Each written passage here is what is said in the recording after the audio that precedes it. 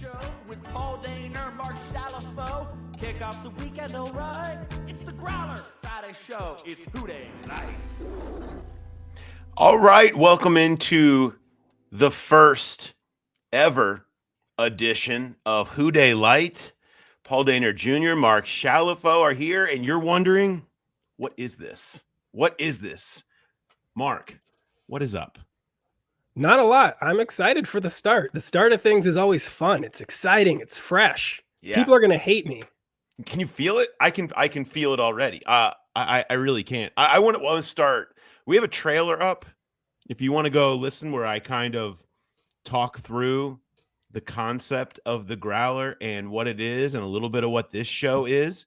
But the theory behind it is, I've done a lot of podcasts. I actually would get wildly concerned actually adding up how many hours of Bengals podcast talk I've done and how many shows with how many different names over the years.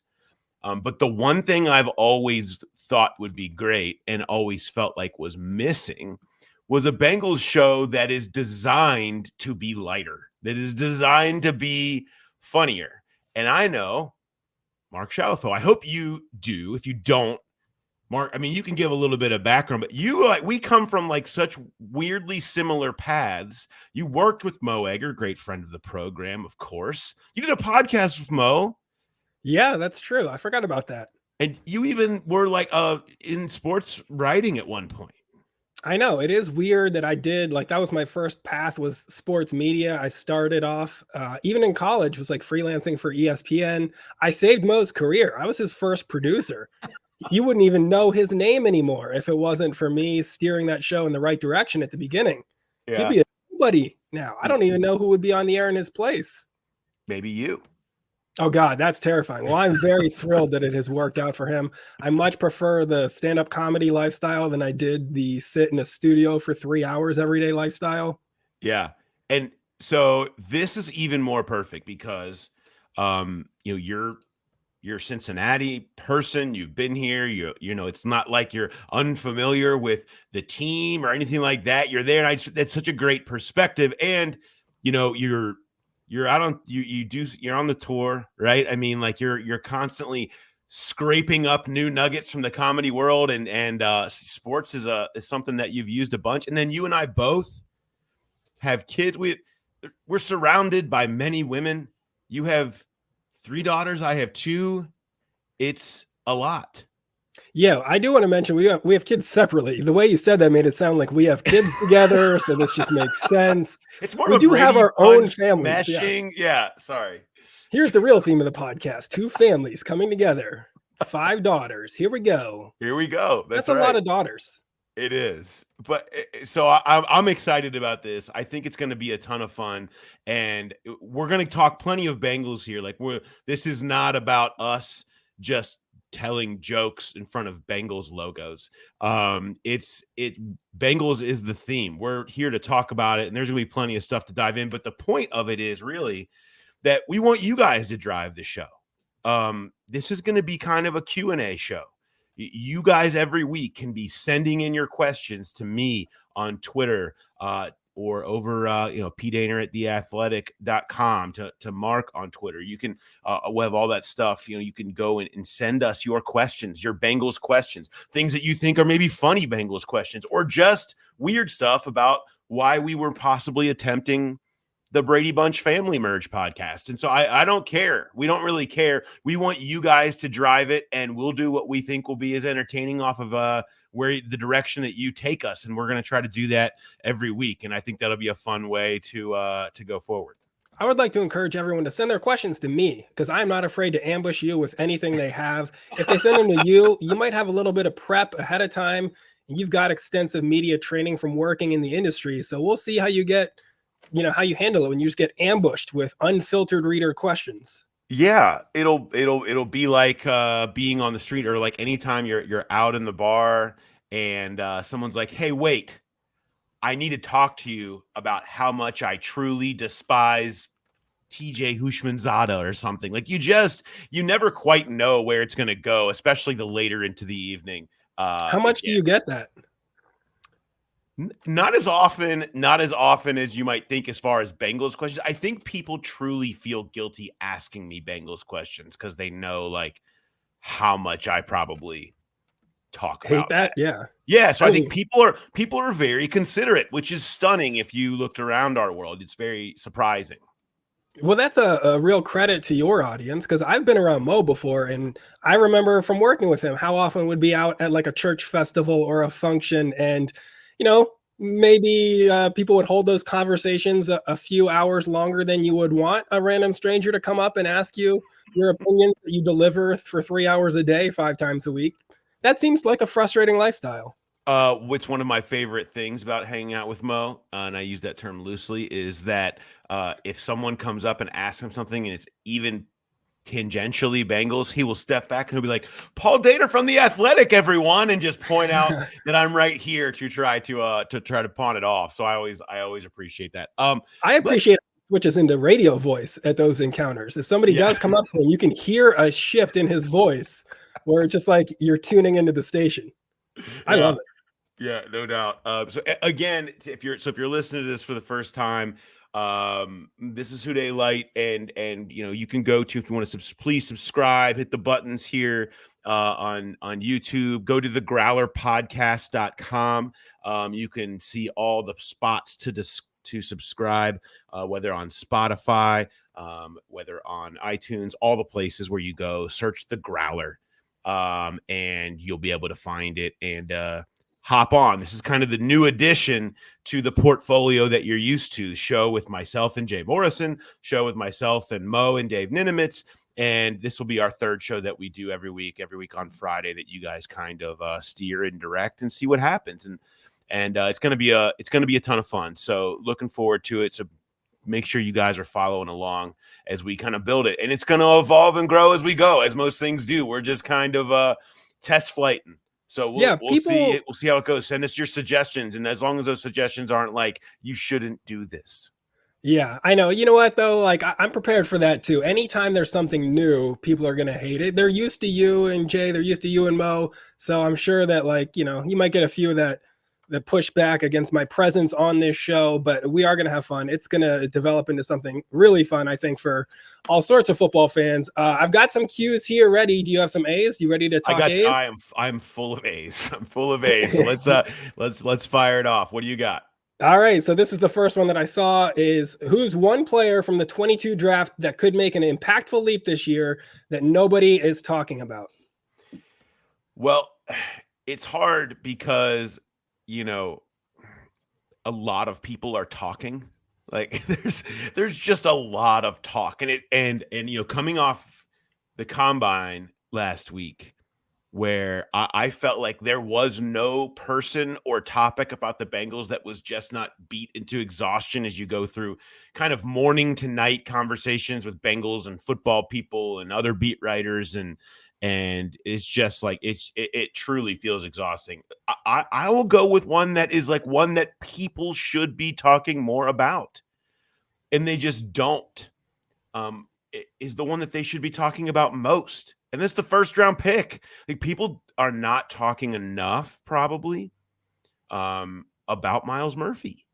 And the fact that at the end of last season, the significant jump that he took opened a ton of eyes.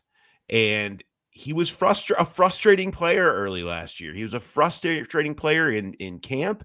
He was a frustrating player through the first 8 weeks of the season.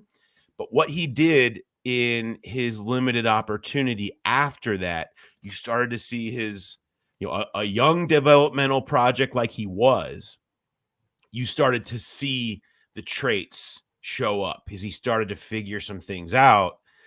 And by the end of the season, and now their plan is based around adjusting for the fact that they're finding more snaps for Myles Murphy. They're not asking him to go earn more. That's going to be part of it. They are creating more. You're going to see Sam Hubbard kick inside. You're going to see more snaps where Murphy gets in there when Hendrickson needs a play or two off. You're going to see those percentage numbers jump up into probably the 40s and 50 percentage marks, whereas last year you were just getting him in there for 15 plays a game or whatever. And I think that is the one that not enough people are probably talking about, considering how much everybody's talked about. Yeah. And what's interesting to me is just with all the Sam Hubbard was more injured than we realized talk, it makes it seem like that might be harder for Murphy to get snaps. But if they moved Hubbard inside, then of course you could get a lot more run from Murphy. Yeah. Well, I think if he's every day, every third down, every passing down, and he's spelling Hendrickson on some rundowns, if they feel comfortable with that, or maybe there's early drives where he's just in there for all 3 downs as you get going, just to keep everybody fresher. That's good for everybody, especially as Hendrickson and Hubbard do get later on. And there's gonna be injuries. And if you have Sam battling something like he was this year, I think they're going to be far more likely to just lean all the way into Miles playing, and not feel like you force Hubbard to be out there, quote, on one leg, which is how Anarumo referred to how Hubbard was playing the last month or two of the season. Which you're right. That was a very popular topic of people defending Sam Hubbard and pointing out like this dude was the ultimate warrior last year. No, it makes me just want to shake the ropes when I even say ultimate warrior. I didn't mean to go full WWE, but he really was in the fact that he was playing through that, won people over, spoke more to why they loved him. And there was a lot of effusive praise of Sam and what he gave despite his injury last year in Indy. Yeah, the Miles Murphy, it's going to be an interesting storyline to watch. Following up from that original question, given that Murphy was in the 23 draft, what about the 22 draft class? What is there a player that nobody's talking about that could make a leap this year? Oh, so I botched the question. Look at me go. Hey, listen, it's only the first one of the Q&A podcast. Question of the entire podcast series, and I heard it incorrectly. In your defense, you talked about how many A's you had, and you've got A's to questions that aren't even asked. You're just ready. You got A's for days. This is A's for days. It's a great way to start. The 22 draft class, I mean, they're not talking enough about. I think Cordell Volson, just because, again, there was a real feeling that he started playing more comfortably like himself at the end of last season. He saved his job in a lot of ways, was the kind of the feeling that I got in a lot of the Volson talk this week.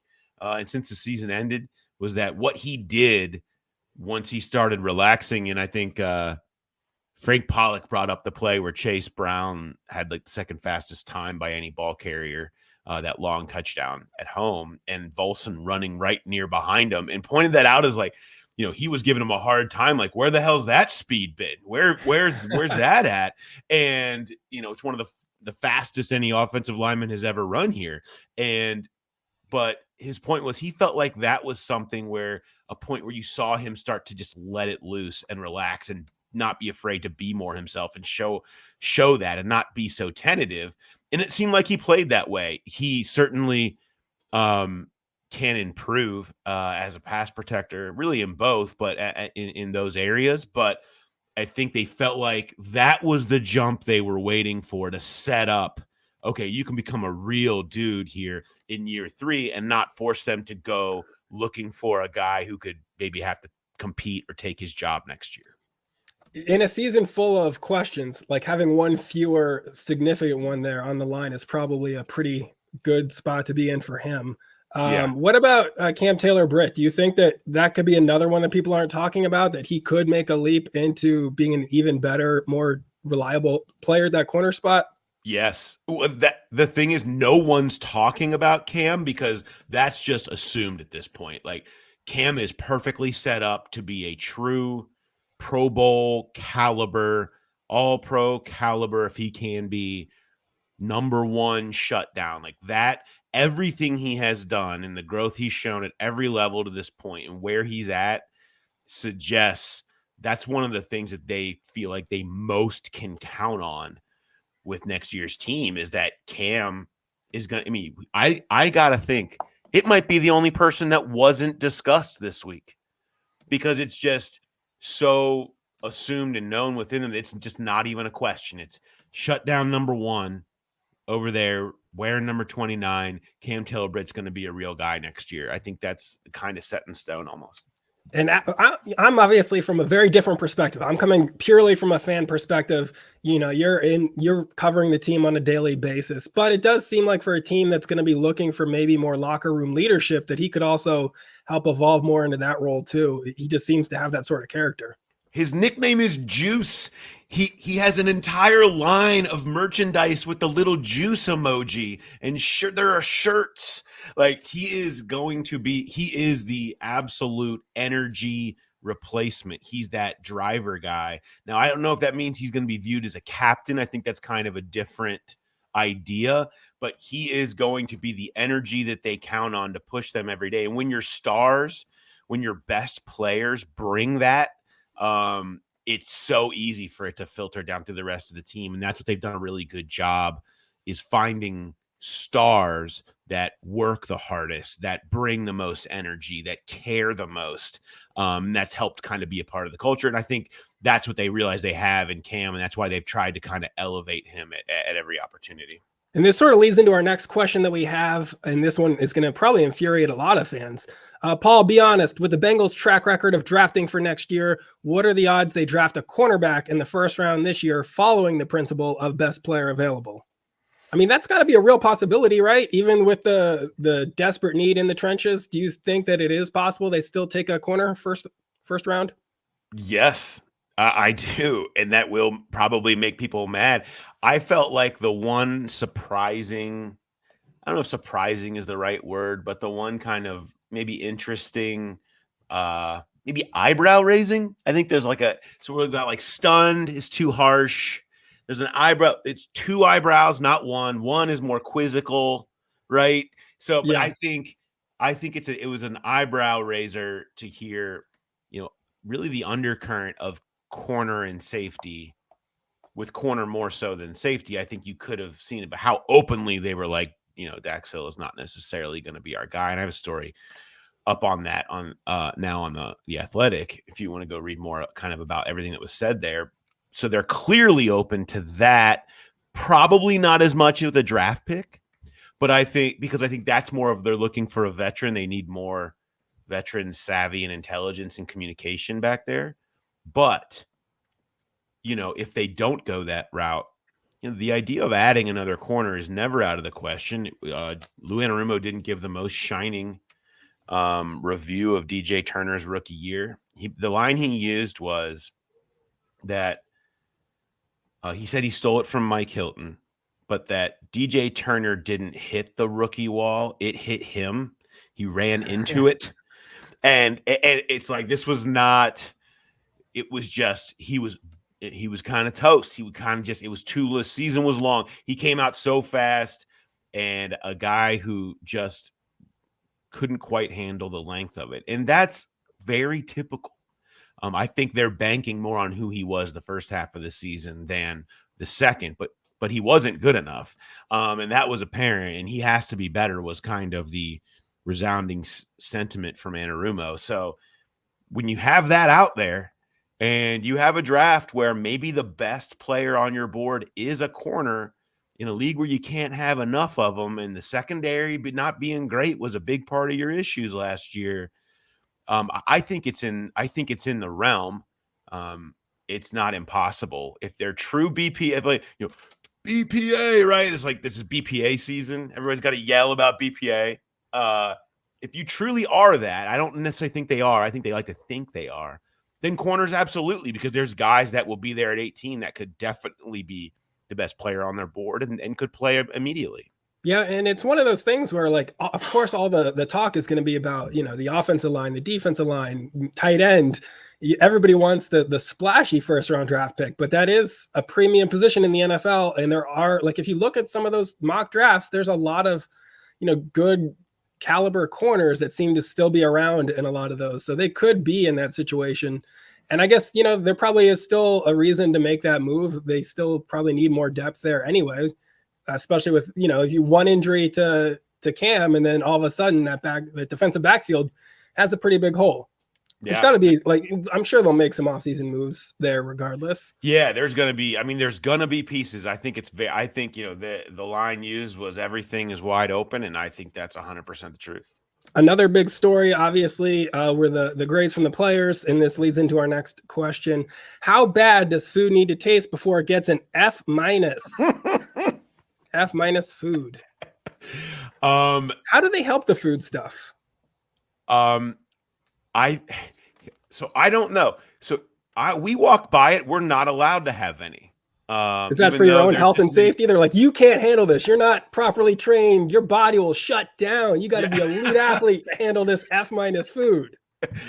We get it 3 days a year, and that's during the draft weekend because there's nobody else there. They have to make it for the staff that's there. So they don't mind allowing the scum of the earth media to be able to walk through the doors and eat from the buffet. And I think it's good. Like, I don't know. I don't have any problem with it. I think the issue is that they don't always serve 3 meals a day. They don't have it on their off days. I never got the impression that it's awful. A lot of guys do get delivery that shows up, and you'll see them walk into the security office and coming back with 8 bags of to-go food from Lucius Q or wherever. And so you see that. But I never got the impression it was F-. I just didn't. The minus. Has anybody given them an F? Like, is that a thing? I just thought, I asked our good friend Jay in his good old days in Hamilton High School or in Fairfield if he ever had gotten an F- before, because it just feels like an unnecessary amount of aggression on the failing. You already failed. How can you extra fail? Yeah, once you hit that fail level, there you can't really go anywhere else. The minus does seem punitive. It seems cruel. It seems like it's there for the humiliation factor. I don't know that I've ever even had an F- meal before. Like, I can't even think in my own personal life what I would have given an F. Even in grade school, like the square pizza, I'll give it a C-. I'm not even throwing F- on the square pizza. I don't want to take. I'm not taking shots at school square pizza here. I mean, what can you think of a time in your life where you've had F- food? It has to not show up. That's the only F- I would ever get, is just the food doesn't show. Now, I had a some would say a struggling run as a breakfast server when I was in college as a summer side job at the Cincinnati Marriott Northeast. Shout out Northeast up on Fields Erdel. And there was a couple of times that some people came in after their Sunday church service looking to have a nice meal at a nicer breakfast place. They didn't get any food because I screwed it up and they just left. I think I deserve the F- more so than the food did. But don't order the omelet when there's a buffet. I'm not prepared for that. Yeah, and you can't handle that. But so I will say, I mean, I've not quite had it. You would have to get actually sick while still in the restaurant, I would think. All right. Moving along to our next question. Paul, if you die prior to the Bengals winning the Super Bowl, would that failure be noted in your obituary? What? This is a fun question. What I like about this is because a lot of times obituaries are, written by a family member, and then you pay for them to show up in the newspaper or whatever. So in this scenario, this could potentially be a family member that is dragging you for the Bengals failure. Well, I mean, what do they be like? All his criticism of Marvin Lewis dragged the Bengals down, and it was part. Why do we have to go to me dying to talk about questions in a mailbag? Also, why your failures? If you're dying in the mailbag, at least make it happy. Talk about your successful podcast network that you launched and all this great content you're putting out, and maybe not the Bengals failure to win a Super Bowl before you died. Also, I'm not responsible for this. Right. And if they're going to put that in there, at least say, give you a long run. Let yourself live a happy life in this dream world where you're responsible somehow for the team not winning. It's a very dark question. Now, I will say, Again, if you have dark questions, you can send them to me personally. I will ambush Paul with them. Also, going back to F- Food, we are a new podcast. So if you're a restaurant, you want to become a sponsor of the show, I've got no problems throwing F- to all your competition on the show. I will absolutely, go that route and change I've never had an F- meal before. If you want to go on the attack, sure, we could do that as well. Yeah, absolutely. I like the idea of asking people if they want to be sponsors, not by saying we'll talk about how good you are, but strictly just negative, like political campaigning, essentially. Yeah, That's what you I'm know all what? about. Podcast sponsorship, it can be whatever we want it to be. It can be fun. We can do attack ads on your competition, probably. We're just showing our commitment to being good partners with whatever business is coming to us. Yeah. No holds barred. We'll go on the offensive. No, we're not going to show up and do a live event at your restaurant. We're going to pick it in front of your competition across the street. We are going to do a live show trashing your competitor from their Seinfeld parking style. lot. Yeah. No bagel, no bagel, no bagel, no bagel, right? What else we got? Is there anything else about my impending doom?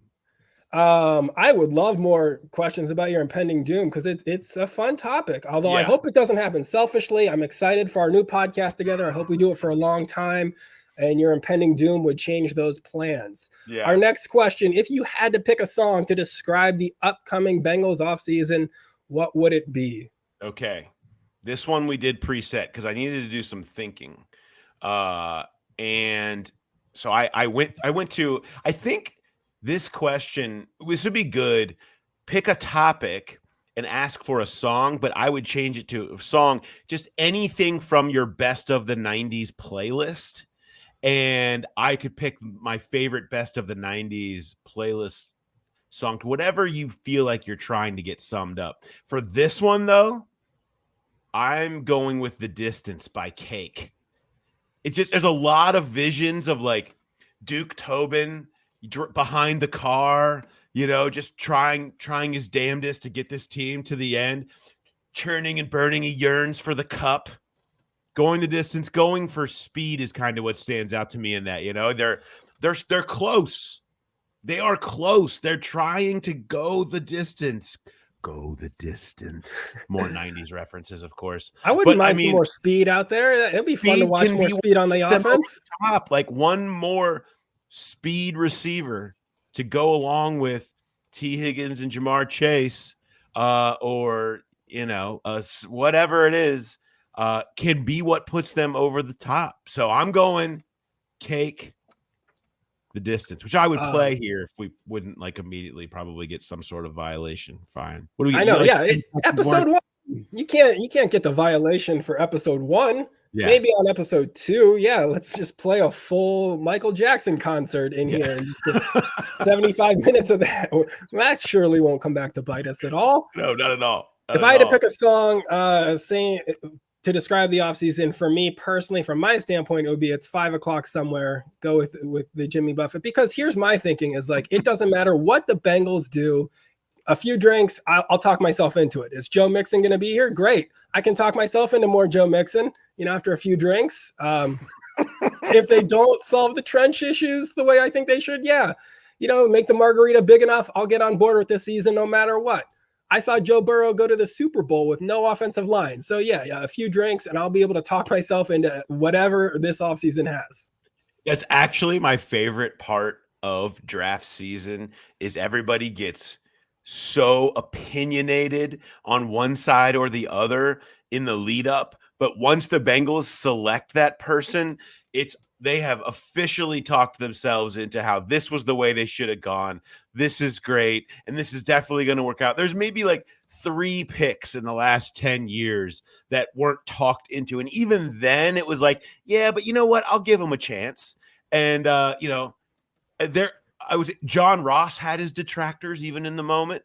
I would say Jackson Carman pick wasn't universally loved, and that one kind of maybe proved correct. But there were Carman people talking themselves into it, at one point or the other. So it happens. Talk yourself into it season is one of my favorite parts, though, where we need to some old takes exposed to get people and how they really feel and what happened before. Although I do think there is a downside to us preaching that message of, listen, it's all going to be okay. You guys will be happy with it no matter what. Because that whole approach of like, just chill, we're going to be fine, kind of takes away from the day-to-day interest that would really serve a new podcast like ours. And, the articles you put out on a regular basis. If you were just every day, I've got 1,400 words here. It's just chill, written over and over. It's going to be okay. It'll be an interesting season no matter what because of Joe.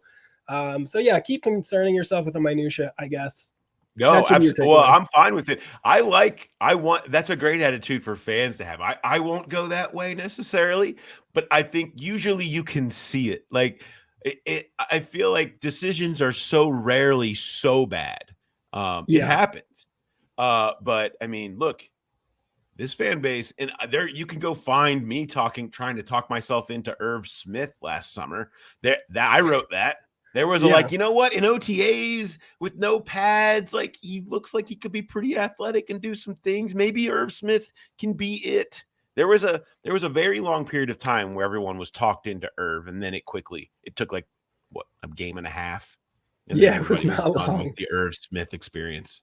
What's nice about it is because the Bengals, at least from me as a fan, they've got their foundation, they've got their quarterback. I think when I look at that first round, if you're looking at a mock draft, there are players that I think would give me that visceral negative reaction. I don't know who's going to take JJ McCarthy, but I've watched him a little bit in college. That's not the most exciting quarterback to build your team around. It feels like a Desmond Ridder to me where it's, he seems like he could be good, but is that really going to excite your fan base and kind of turn your franchise around? Taking quarterbacks late in the first round, He better win a lot of tilts. All right, so there's our questions that you guys sent in, but also we should have, if you've got a question, I'll let you take a spin at it here for me, Mark. What do you? It's a Q&A show. I got Q's. You got A's. Q's versus A's. Let's go. This is what I want to know. Just from your standpoint as a reporter, what is one story that you thought, this is going to be a big deal? Everyone's going to want to know about this. Or a topic you thought would really resonate with Bengals fans that ended up not being a big deal. I'm going to go specifically off of last week in Indianapolis, not necessarily in a big picture that it wasn't a big deal. I thought last week over the course of the week, the T. Higgins trade discussions would become a big deal and be talked about. And we hear some rumblings, and there really wasn't. Like, there wasn't a lot of talk about people. I think there were questions, but there was a lot of, I don't think the Bengals are going to do it. And I don't know that anybody's going to pay their price. And this team isn't interested and that team isn't interested. I thought there might be more buzz about potential tag and trade deals just because of how obvious it was. And maybe they were just super on the low and everybody's trying to be incredibly discreet in that regard. But anybody that any of the conversations that I had or people that I talked to said it was pretty quiet, and it was kind of surprisingly quiet, maybe a little bit last week. That doesn't necessarily mean anything. Some of the biggest moves they've ever made have just popped up out of the blue at the last second. Orlando Brown last year in free agency being a good example. So you never quite know. But that would be one from last week that I thought would be a little more talked about. I obviously thought in the big picture it was talked about, since I spilled an obscene amount of words on a 4-part series that a lot of people gave me busted my chops a little bit about in Indianapolis. Listen, I enjoyed all 4 parts. I think it should have been like the Star Wars movies, and there should just be like a new 3 parts. Can I write a prequel? So often. Oral history of those first 4 seasons? Yeah. Right. And then maybe some spinoffs, like do something about his high school teammates, where they are now, what they're up to, what their relationship with him is like. Are they still following their old buddy? That sort of thing. Maybe a cartoon animated version of the T. Higgins drama. And, whoever replaces him someday, whenever that is, whether it's this season, next season, a few years from now, then you can do their 4-part series. Although I'm not a big Star Wars sequels guy. No. I think was it Everybody Loves Chris? Wasn't that about Chris Rock's like childhood or whatever? We just do a whole like a 5-part documentary on T. Higgins in 3rd grade. And that's just kind of part of it. Like, we're just hard spin, Didn't The Rock have a TV show like that too? That was like, Young Rock or something. Young of Rock. course, the most interesting part of you is not when you're a very famous movie star that people are talking about maybe running for president. It's what were you up to in grade school? That's what we want to see, Rock. Yes. Although if you're listening to this, Rock, we'll take you as a sponsor. We'll plug your movie. You'll be our favorite, and every other movie star will be an F mine. I'm pretty sure The Rock listens to podcasts. Yeah, and he's got his new football league. He's part of the XFL takeover here. So maybe they can come. We'll promote your league here, and we'll talk about how the NFL kind of stinks. The NFL's really F- competition compared to this new spring league, really taking over. Maybe take some shots at the old world league. If he pays us enough, we'll become an XFL Bengals related podcast where it's just anybody that played for the Bengals is in the XFL. Yeah. I do have another question for you. This is a little bit more off topic. Joe Mixon made news a few weeks ago with his clown emoji, and I know that's been talked about. Here's something that I want to get your opinion on. Obviously, the circus had a great run in American culture for many decades. They got canceled, like plenty of institutions do. For them, it was their mistreatment of the animals. So now the circus is coming back, and I heard a radio ad, right? And it was all like, the Ringling Brothers is back. And this time, no elephants and no clowns. My question for you, what happened to the clowns? The clowns were never part of this. Were they mistreating the clowns? What happened to the clowns? I feel like there was a lot of kids that purposely don't go to the circus because the clowns are too scary, right? Okay. So they're saying, look, you can bring your children. The freak show clowns are not going to be there to scare your kids, or, they're not going to follow them to the bathroom, or you're going to see them in a dark hallway. They're not going to be standing out in front, waving down the alley. Like, Did I miss some stories about the clowns are here. Are clowns following people to the bathroom? They might be. I don't know. Well, if there's enough of them and they got to go, at some point they're following somebody in, are they not? Well, maybe the reason they got rid of the clowns is the clowns got tired of being transported in those tiny cars everywhere, 22 that's a car. Tough. Do they have tiny bathrooms then? Maybe that's a problem too. They've got to go. Maybe they all have to file into a tiny little think since they do the tiny car thing, they also use like they all have to get into one stall? I don't know. I don't know what the zoo was doing to these I don't know what the circus was doing to these clowns. Yeah. Well, I mean, look, you got to feel there's going to be a need for some kind of union representation or something for them at some point. So you really think the clowns are too scary for the kids? It's not that people stopped bringing their kids to the circus because there's way more entertainment options for families and kids in 2024 than there was in 1971 or whenever the circus was, really popular. It's definitely the clowns are too scary. Strictly clowns being too scary. Yes, that's my thought. That's my opinion. I have never really, actually, funny story. When I worked in a newspaper in Key West, there you find characters everywhere, but usually not in a professional setting. At the actual newspaper was a lot of people, career journalists, people with master's degrees, managers, except on weekend evenings, the person that that plated the paper, so took your final print and pressed it and then sent it to the printing press, which is like, they usually look it over, make sure everything looks okay, and hit the final button, was someone who was an actual clown for their other job. Sketch the clown, okay? So late enough on a night, if he had a gig that night, when you went in, you've been working all day, send the paper, go back to take one last look and make sure it's ready to go. He would be sitting there in his clown outfit, looking back at you, paint, big shoes, you name it. And you'd have to just be like, oh Christ. Like, am I really going to have an actual conversation about American journalism with a clown right now on a Saturday night at 11 o'clock in Key West? And the answer was yes, you actually do. I can't think of like they already have a reputation, clowns do, for being sad. I can't think of a sadder clown than one that has to leave a job to go work at a newspaper at 11:30 on a Saturday night. That might be the saddest clown story of all. Yeah. Tears of the Clown, right? Yeah, it was. I mean, he at one point, there was one time my coworker actually shared a cab with him after work back up to the uptown area, wherever he was going to do his clown act, which I don't even want to know what exactly that entailed. Yeah, clowns in Key West are probably a little different anyway. Yeah, there's no question. I wonder, he probably is really famous now, and I don't know it. Like, if you go to sketchtheclown.com, I mean, are we going to see somebody who's like just crushing it, and he's got a big business with like other clowns in newspaper industry? It might be the only way to save the newspaper industry, to be honest, at this point. We should get Sketch the Clown on the show. Let's get it. Yeah, make it an interview. Let's go.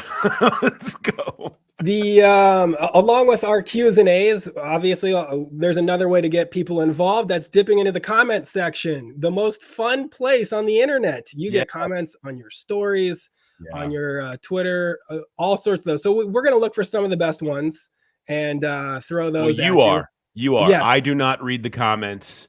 I sometimes do, but I've found that to be a very bad space for my own mental health often.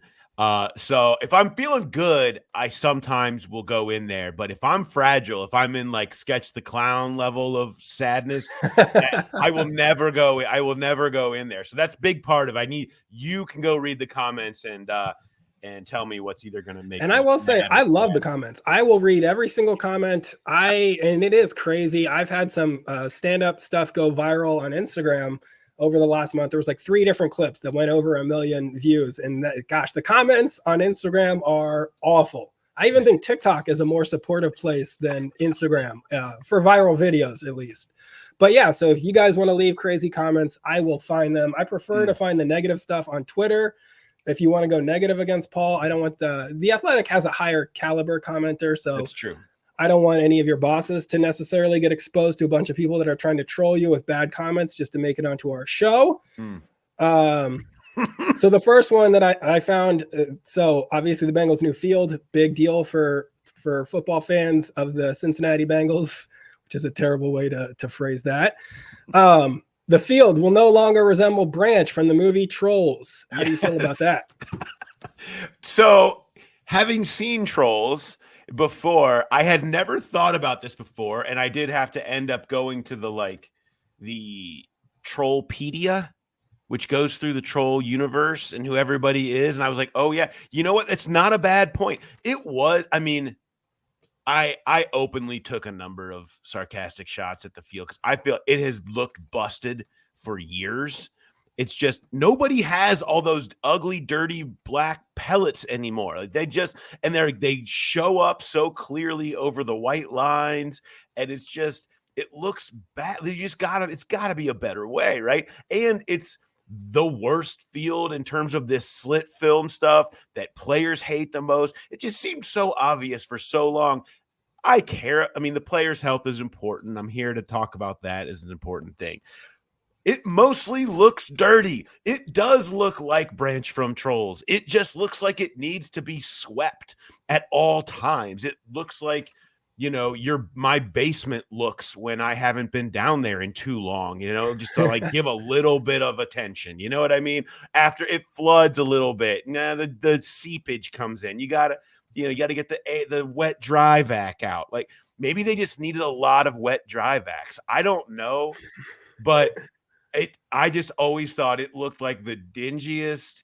And then I'll go by, where is it? Western Hills High School. Their field turf looks pristine. And the ones that the Bengals pay for at high schools around town, it looks way better than their own turf. And it just felt like there had to be a better way. So I'm excited for everyone that's sick of looking at the dirty carpet. It's going to be like going from 70s shag to like a new, all wood surface. I'm hopeful, very hopeful for this. And I appreciate the Trolls reference. What concerns me is, so I'm not familiar with the Trolls reference, right? And there was that link to the Trollopedia or whatever it is. So I clicked on that to do a little research. And the first thing that comes up is a pop-up that says, are you an adult or are you a kid? And you have to click one of those. And I thought, you know what? Anything with this kind of pop-up is probably not a space where I need to be, period. So is Branch like a dirty troll? Or I'm worried about Branch the troll. I now just think it's his hair on the like weird coloration of his face, and there's like some greens and some blues, and then there's a lot of black. That was my assumption. And by the way, if you would have clicked, I felt like it was, if you click I'm an adult, it should have been the same thing as clicking I'm a kid on like the Coors website, you know, where like, well, then we don't. It just takes you away. You should not be here scrolling through Trollspedia and looking at what's going on. Okay, so Branch he's not like a dirty, he's not like the pig pen of trolls or something. No, he's just that like would notoriously the dirty one. Yeah, I think that would be the older demo would appreciate a pig pen, I'm guessing. Yeah, but I just, I think I just put myself in the older demo. Yeah, well, I'll have to ask Brad W a little bit more about that and see if he wants to further explain. Send me more if you want to further explain the Branch on Trolls. That was my interpretation. Another comment that I found, this is from Josh S. You can imagine whatever Josh S. you would like, or in your own personal life. His comment, why does Frank Pollock still have a job? Would give anything for a media member to ask Zach Taylor that question this weekend at the Combine. Would give anything. Anything. Now, look, if there's an actual deal on the table, we can talk. Okay. Like if you, but you're going to have to, there's a lot of future money that could potentially be lost by a lot of people. If a murder occurred, if I was fired, if I was strangled, if people just are being chased in the streets, I'm not totally sure, but so I think there's going to be some future grievances involved in that. You're going to be in the multi-millions if it's anything. So I don't know. Here's the thing. I don't need, and nobody does, has any worth to them as a reporter, to combatively ask Zach Taylor why one of his assistants still has a job to his face in front of the cameras to try to put him on the spot. Because guess what? It's not hard to find out that answer if you just have a nice conversation about it when all that stuff isn't around, okay? And the fact that he still has a job tells you that that's why, because he believes in him enough that he's still around here. I hate that it always has to be viewed as being combative and destructive to do your job correctly. Like, you can have the information. I can tell you they think he is a good coach.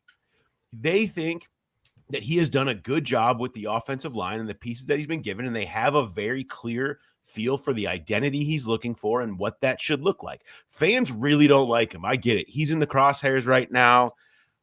I don't think it's as bad as fans, the sentiment that I see a lot is regarding the offensive line.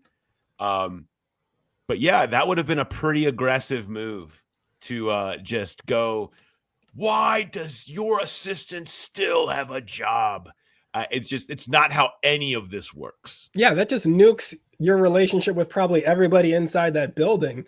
And what's crazy to me is, like, I don't know. I get that sports has become a hot take factory. Yeah, that's what drives ratings. That's what drives conversations. And, I know there's a lot of people that play that game, right? But that's still crazy for somebody to be like, this is your job, Paul. You go in there and you ask them point blank, just a gotcha style question. That's not fun. That's not interesting for anybody.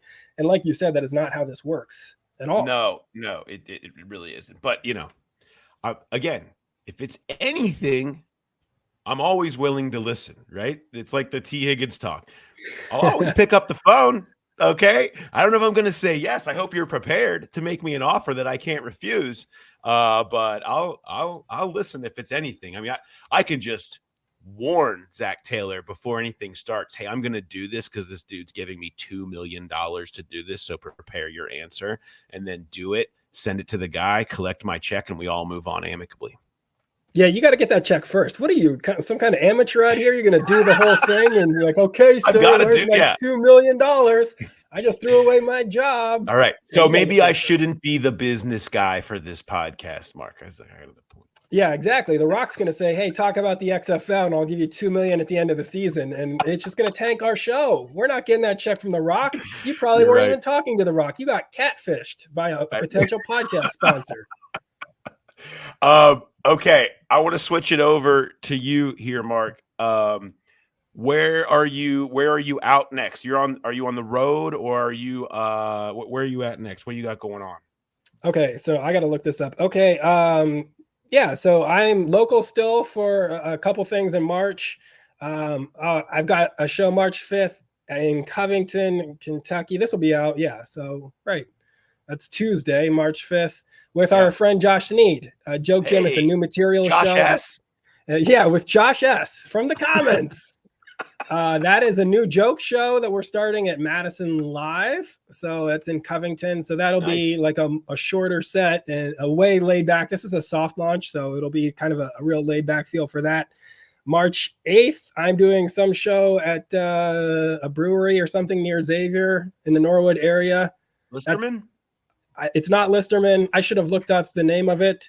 And then I'm out of town for most of April. But if you're listening to this in other cities, of course, there's people that live all over the world that listen to Bengals talk. Let's see. April 6th is my next big headlining show in the tri-state area at Commonwealth Sanctuary. That's going to be a really fun one. And then April 11th through 14th at the St. Charles Funny Bone if you live in Missouri. And April 19th and 20th at the Dayton Funny Bone with our friend Josh S. And then I've got a bunch of other dates. I'm going to South Carolina, Iowa, Columbus, Lexington, Charleston, South Carolina. That stuff is all, I think, on sale now. And there'll be some other dates coming up too. So yeah, hopefully we get a lot of people from this new podcast that starts driving ticket sales on the road. That'd be great. That's it. Here we go. MarkChalifoux.com. You can get all kinds of good stuff. You can just reach out to me personally, and I'll tell you all the information that you need. I'll just put your phone number here on this bottom ticker for people to just send you texts and questions and thoughts about clowns. Yeah, I'll take all your clown hot takes. You got any bits you're working on, and you want to workshop something with me here? Okay, so I do want to talk to you about this because you are a dad as well. I know that your kids are a little bit younger. Your oldest is like 7, 8-ish. That neighborhood. About to turn 7. We're working on the party. What's the party theme? Urban Air. Oh, okay, that's fun. Hey, Urban Air, love you. If you have any interest in, taking, if you want to be a sponsor. For lots of people with kids, we're going to talk about kid life. Urban Air here, right over here in Rookwood. So that's she has demanded it. She's been to a number of birthday parties there, and that's where we've fallen a bit because last year I had her sold on going to 50 West, and we had an awesome party at 50 West. All the parents got to drink while the kids played in the sand. That's great. For 2 hours. Shout out to Optimistic Bobby Slattery for hooking us up with one of their little gazebo areas. It was incredible. And now we got to go to Urban Air and watch all the bouncing happen and be like, don't go through there. So and can't quite drink as much. So that's not as good as the 50 West setup for the parents, which is really what this is all about. Also, from that same standpoint, if you run another, little kid birthday spot, like a Scene 75 or some arcade, Dave & Buster's, and you want to sponsor the podcast, we'll move Paul's party. We will, break some hearts of little girls, and they'll go wherever you want if the money is right. So, get to us before the parties start. My oldest is about to turn 11. Our party is Newport Aquarium because she's ocean obsessed. So if they want to get on board, throw us some money. Let's go. Or if the zoo wants us to go there instead, reach out. But we got dragged into that. But she is a 5th grader, right? So she's turning 11. She's in 5th grade. So I'm working on this joke. And if we have to take this out of the podcast, we can. But her 5th grade class just recently got the puberty talk, right? In school. They divide them girls, boys. Here's my problem with it. The gym teacher is the one that gave the talk. The gym, you can't give the silliest teacher the most serious job, the most serious conversation to the guy that shows up in sweatpants. But the joke that I'm working on, at least, is like, imagine being that parent that skipped that email, right? Like if that's one of the emails you just, because schools will send you a million emails all the time. And imagine missing that one where all of a sudden your kid comes home from school and you're just like, hey, buddy, how was school today? And he's like, oh, it was great. Mr. Johnson taught me about my changing body. You'd be like, oh, wait, what? Okay, let's talk about that some more. Well, I feel like this does happen, and I don't know what the qualifications are for the gym teacher that ends up in some of these, other than like, we really need to kind of give him something else to do. You know, I know it's just so he's gotta have wild. something else that makes his presence, like, it just feels like if we're gonna pay him the salary that we're going to, it's got to provide us more. And then everyone said, well, no one wants to talk to him about the sex stuff. Yeah, And nobody so wants to do that. So right. Yeah. So I hope that it's that, right? Like it's all right. Yes. Here's the terrible, awkward thing. Let's make him do it. He gets to play dodgeball all day anyway. So let's make him do something uncomfortable and not like he volunteered for it. He's like, yeah, that's what I want to do. I'll get some extra credit here. But yeah, so I'm going to be working on a joke about that. So if you come out to Commonwealth Sanctuary April 6th or go on the road, I'll tell that joke in Iowa or Missouri or whatever. We'll hang out afterwards. And, I'm sure it'll be a good bit eventually. Yeah. Well, do you read all the emails from school? There's too many. I know that now my wife definitely does. So I know that they will get read. So I don't feel like I have to read all of them. So if I skip over a few on a busy day, but there's a lot. And then Cincinnati Public School has this thing where they have all of your information, obviously. So they have your phone number, your email. So you will get, if there's anything, you'll get a text, a call, which goes like to a voicemail machine, recorded machine half the time, and an email that show up about whatever. And it's not like always important information. It's like, hey, it's Hispanic Heritage Month, everybody. It's like, man, you can't be blowing up 3 forms of communication just to tell me. That needs to be more serious. Like, hey, school's out early, your kid's standing here by himself. Like, I feel like that should be for the 3-pronged attack. Emails are fine. We get to all of them. Although I kind of liked it. And the more I hear you talk about this, the more I think we should be implementing this for the podcast. Anytime that there's a new episode, you get a phone call, you get an email, somebody knocks on your door. Hey, there's a Who Dey Light out there. You want to hear about clowns? Click this link. That's what we need. This is a new podcast. We got to get. This is it. We've got to be aggressive. I'm going to start directly calling everybody that subscribes to this, to the Growler is what I'm going to do. I'm going to directly call you, thank you, and let you know anytime there's a new episode coming out. That would be fun. We get let's start a newsletter and a text sign up thing where we can just really for the super fans, they're going to get to hear from you in a lot of different ways. I love it. Let's wrap it up with a little bit of, we got one more piece of dad life here. So what do you got? This is troubling me this week because it's just finally the calendar has turned. We're now into March. And so what troubles me is I've got 3 daughters and all of them are playing soccer and I am the head coach of all 3 teams. So I kind of agreed to this before I really thought about it, before I had my spring touring schedule and all that kind of stuff. So now that I'm looking at it, it feels like an absolute nightmare. 3 teams, 3 girls rec soccer teams. I don't know how you got wrangled into this. Like at some point you got to draw the line. Is that because one kid is going to be offended if you're coaching the other 2 and not them, and they're clearly viewed as lesser than at that point? Did you have to judge? You should judge it by their talent. Be like, look, you're just less talented than your sister. Okay, so one is just starting. So the 4-year-old obviously is the least talented. So that's just 4-year-old kids. I could get rid of that team immediately. So now I'm down to an almost 11-year-old and an 8-year-old. 8-year-old's probably the better athlete, but I've coached the 11-year-old longer. That's where it gets trickier, I guess.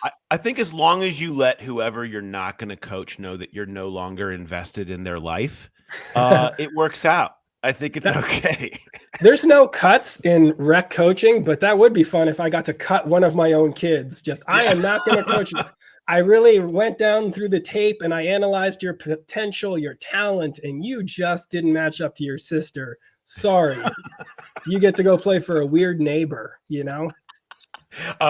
You know what's so I ended up in this situation actually, where I was willing to be a coach for first grade baseball. It's mixed at that point. Age is still just a mix of girls and boys, and there's only 10 kids that are even signed up for this team, and 4 different dads signed up and clicked the assistant coach box.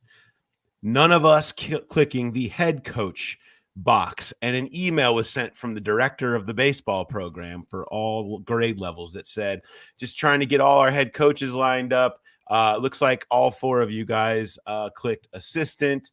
If you guys could just kind of hash out whoever's going to be the head coach. How did that shake out? The email sits there over through the weekend. It was like a giant game of email thread chicken of no one responding, of a lot of people like, I can definitely get through the weekend and claim I didn't see this. And let's just, maybe somebody else will step up and really want to do it. It's like, how long is this going to go? I feel like it could go on through the baseball season if we really tested it, you know? And I ended up being the one that stood up and took it on. So, congratulations to me. And immediately everybody else like, oh yeah, that's great. That sounds fantastic. Yeah, I'd love to help you in any way possible. Like, everybody was on board, found that email after that. I appreciated it though. Like I actually kind of wanted to do it. But there was definitely a part of me that was like, but if somebody else really wants to do it, that's even better. And then, but yeah, that it just kind of sat there. So it's cool. So now I'm I guess in charge, whatever that even means for baseball head coach. That's intense. Look at me. Yeah. You're going to get a whole different perspective. Everyone's going to have high expectations from you being a sports guy. Like, he works in sports. He's going to be a great coach. Yeah, that's not true. I'm just hoping to I'm hoping that we're able to field a team for most games, and I definitely want everyone to have their own walk-up music. That's really all my objective is at this point.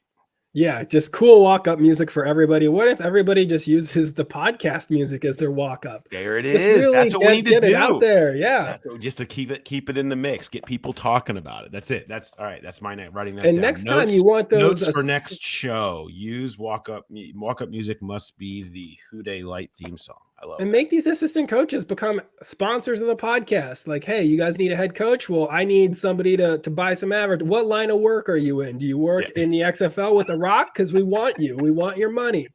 And then we'll coach your kid, okay? But you just got to make it a little bit equal here. Love it. I love it. I'm on board. Mark, we did it. Yeah, one in the books. I feel good about it. 1 in the books. All right, this is going to be these are going to be coming to you every Friday. So we'll be going through whatever the news is at that point and your questions are. So make sure you send us those questions. Send them to Mark. Mark, where should they specifically email you? Since you're on Twitter looking for the negativity, where should they specifically send them to? They can find me on Twitter, which I'm only on for the negativity, since I mostly post stuff on Instagram and Facebook, that kind of stuff. Also, my email is easy enough to find. So find me on Twitter, find my email through my website, send me all the stuff you want me to ambush Paul with, all your questions, and we will have that for next week. Keep on rolling. Love it. And of course, you can send them to me as well, pdehner@theathletic.com. You know where it's at. You know where to find us. And hopefully you know where to find the podcast. Make sure you're going and subscribing to the feed so you get this. You get Balds Don't Lie. You get PB&J. You get all of us every week, keeping the Mo Egger and the Jay Morrison. So pumped to be back with Jay, which is great. And so we're going to have all of that. So make sure you're subscribed, thegrowlerpodcast.com. You can find the links here around all of this stuff in show notes, etc. You can find us on iTunes, wherever you listen to your podcasts. All right.